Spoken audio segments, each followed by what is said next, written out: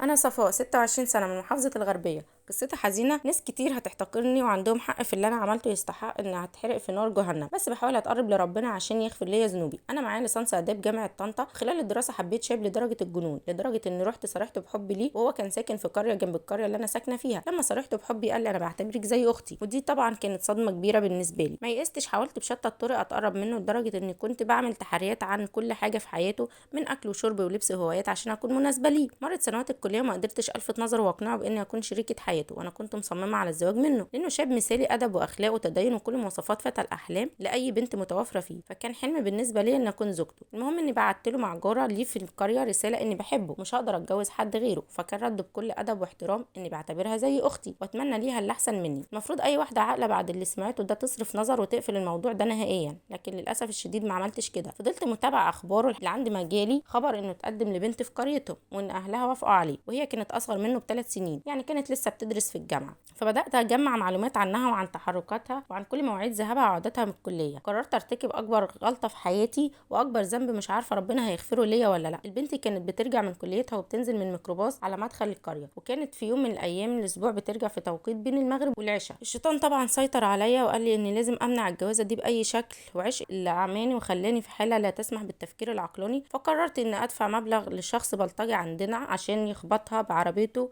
في اليوم اللي بترجع بين المغرب والعشاء، عشان محدش يشوف العربيه وهي بتخبطها. دفعت الفلوس وبالفعل خبطها بالعربيه اثناء رجوعها من الكليه. نقلوها للمستشفى وكانت فاقده للوعي تماما، وبعد عمل الاسعافات اللازمه ليها وضعوها في غرفه العنايه المركزه لمده 15 يوم، لكنها خرجت فاقده للذاكره ومصابه بالشلل النصفي لانها وقعت على دماغها. لما عرفت اللي حصل ليها كنت في قمه السعاده، لان اللي حبيته من كل قلبي مش هيتجوزها، وحسيت براحه كبيره في قلبي. بالرغم من مرضها، خطيبها اللي هو حبيبي ما تخلاش عنها، فضل متمسك بيها لعند لما ربنا يكرمها وتتعالج ان شاء الله. وانا طلعت خسرانه، خسرت ديني وصحتي لما قررت اتخلص من واحده ملهاش ذنب في حاجه، لكن وفعلا ربنا يمهل ولا يهمل. بعد 3 شهور من الحادثه دي تعبت جدا باعراض غريبه لاول مره اشعر بيها. كان وزني بيقل بصوره ملحوظه واعراض تانية كتير، وبعد الذهاب لاكتر من طبيب وبعد فحوصات واشعاعات اكتشفت اني مصابه بكانسر في الدم. طبعا عارفين انه نادر لما مصاب بالمرض ده يتماثل للشفاء، وبقالي 3 سنين باخد جرعات كيماوي ومفيش نتيجه. حالتي بتدهور يوم بعد يوم، مش قادره اروح لاهل البنت اطلب منهم السماح. ضميري بيعذبني لاني دمرت مستقبل بنت بسبب رغبتي القذره في الجواز من شاب ما بيحبنيش. وعقاب ربنا كان سريع وكان عادل، بانه ابتلاني بمرض سرطان الدم، واللي بعتبره تكفير لذنبي في الدنيا. بس مش عارفه ربنا هيقبل توبتي وندمي ولا هيعاقبني ويحاسبني يوم الحساب. مش عارفه اقول لكم ادعوا لي ولا ادعوا عليا. كل اللي اقدر اقوله رب اني مسني الضر وانت ارحم الراحمين. وبكده خلصت قصتنا النهارده.